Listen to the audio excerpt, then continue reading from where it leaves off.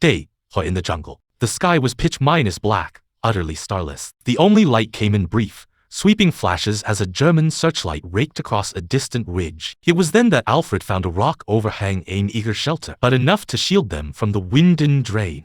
"Everyone inside," Alfred commanded in a low voice. "We're bunking here for the night." Harrington's deputy, O'Connor, set a handful of dry grass alight. The flame was small, carefully managed to light the cave without betraying their position. Its pale light washed over faces gaunt with fatigue. "Take stock of food and water," Alfred ordered, his voice a dry rasp. It had been nearly 20 hours since their last proper meal. Charles and Wilson, a pair of farmer brothers who'd enlisted together, pulled out what little they had left. 2 small crusts of hard bread, a sliver of cheese, and a canteen less than half full. The war had taken their parents, and Charles the elder had brought his younger brother Wilson into the army with him. They'd done it for the meager pay. "That's not even enough for one man." Harrington scoffed. "But we share it equally," Alfred said, his voice firm. "Equally?" Harrington straightened, a flicker of contempt in his eyes as he surveyed the men beneath him.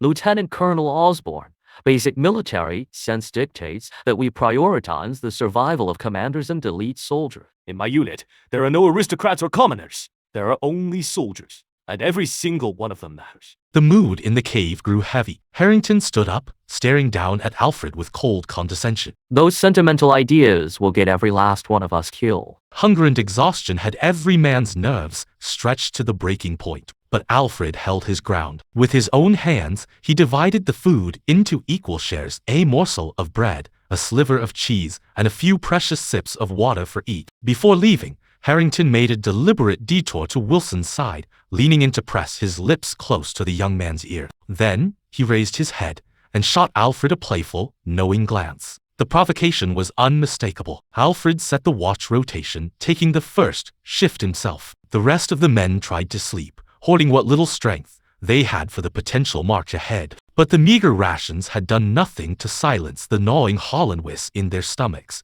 In the night, the faint, distant calls of an owl became an echo of the ache churning inside them. The night deepened. Inside the cave, nothing stirred but the faint glow of the embers and the steady breathing of the sleeping men. Positioned at the entrance, Alfred kept watch, his eyes scanning the darkness outside. Then, a soft sound from behind him.